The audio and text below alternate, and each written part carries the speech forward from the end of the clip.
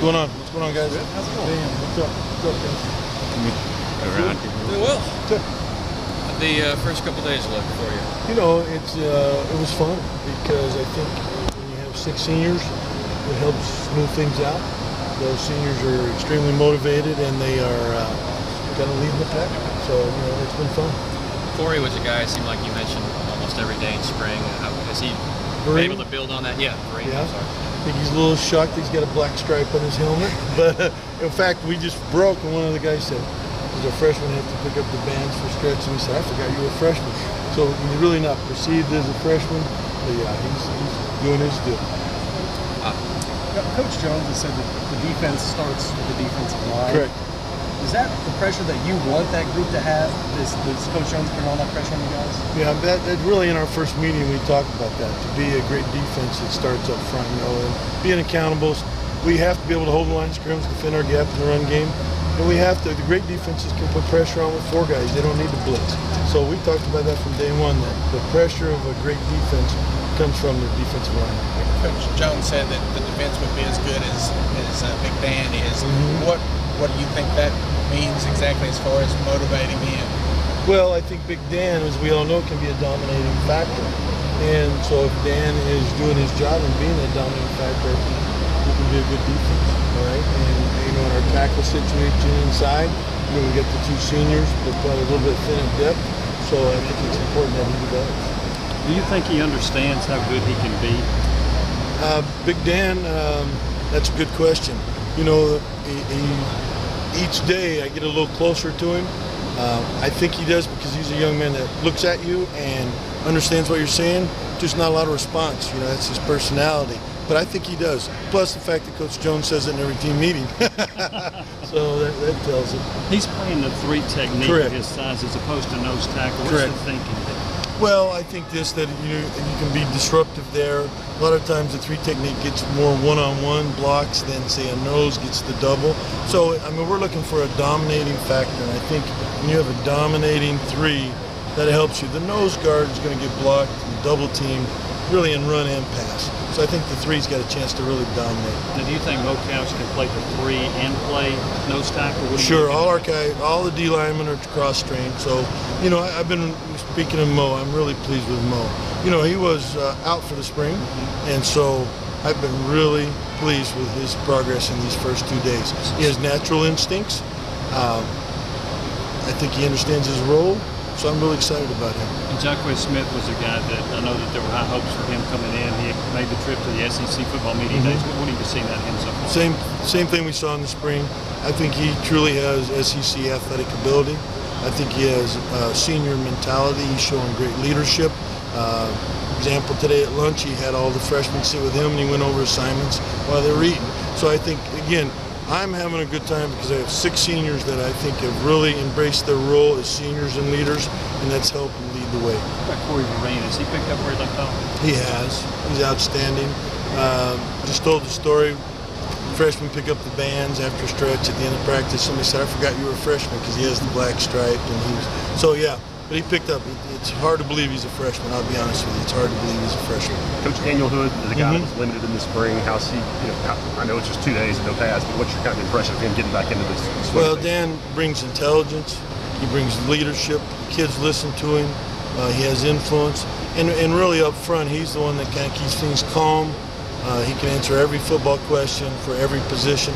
So he brings a lot of that to the table for us. And how much difference has it made just to get those young bodies in here to kind of flesh out the 2 deep and make things more competitive? Well, it makes a huge difference. You know, in the spring, I think at times we were like 9 or 10 defensive linemen. Now we're at 18.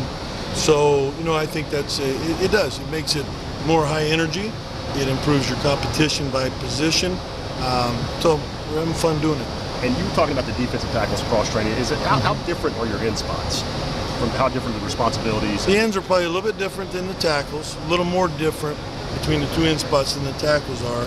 But everyone has to cross-train. Just because an offense can move their tight end and suddenly you become the guy on the other side. So, we want to do that for hurry-up offenses. We want to do that to be multiple substitutions.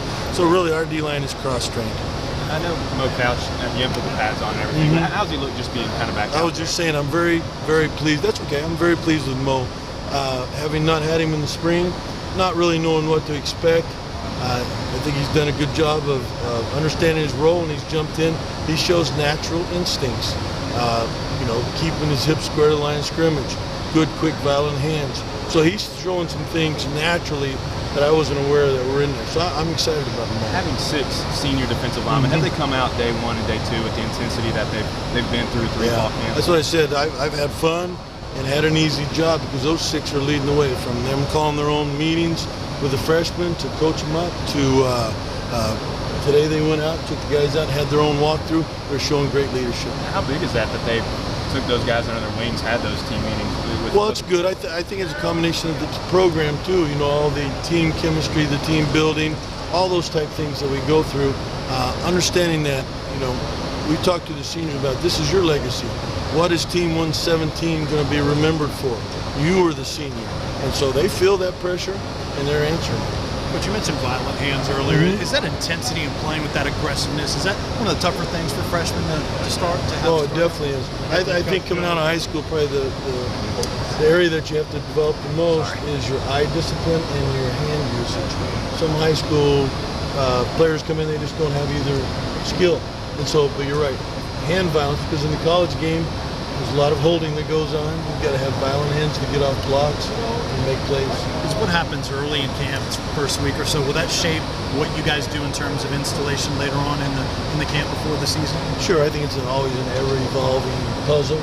You try things, you look at things, making sure your personnel fits that situation, all those type things. So yeah, it's evolving every day. On Jason Carr, were you surprised how big he came in, and how are y'all going to use him in tackle? I've always felt that he was a huge man.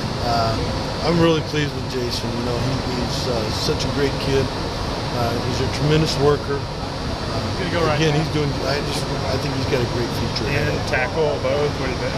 Well, right now he's playing tackle, but again, we've talked to him about cross training at the end spot. A lot of the ends are cross training at the tackle spot. So I want to be able to substitute by personnel, offensive personnel. Are your ends interchangeable right to left, or do you have specific responsibilities? They have specific responsibilities, but I use the word cross train because in offensive, when you're in a formation-based defense, they trade a tight end, you're on the other side. So everybody has to know everything.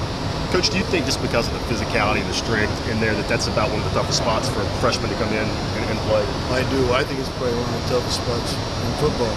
You're talking about defensive tackle. Defensive. I mean, just on the because line. there's so many double teams. The bodies are so big on the offensive line. You have to be able to generate some pass rush. So you can't just have huge bodies in there that are space eaters. You got to have athletes that can get off and provide pass rush. Yeah. So I think it's probably the toughest spot. Thank you, Coach. Is Couch starting off at 3 tech, or you're him at nose? He's playing tackle, but he plays both. Yeah. You'll see him out there playing both. I know if he and Dan were kind of battling for that same spot, or if there were other people. Everybody's battling for every spot right now. So yeah, they're all working at it. And those freshman ends, Lawrence, and I guess that's a guy you didn't get to recruit for as long and everything, but Lawrence and Jalen and Lee, what have you seen from those guys so far? I've seen freshmen out of them. I think they're good athletes, and they're learning. That the tempo and the intensity at this level is a little bit different. So, if they're into it, they're doing a good job. Thanks.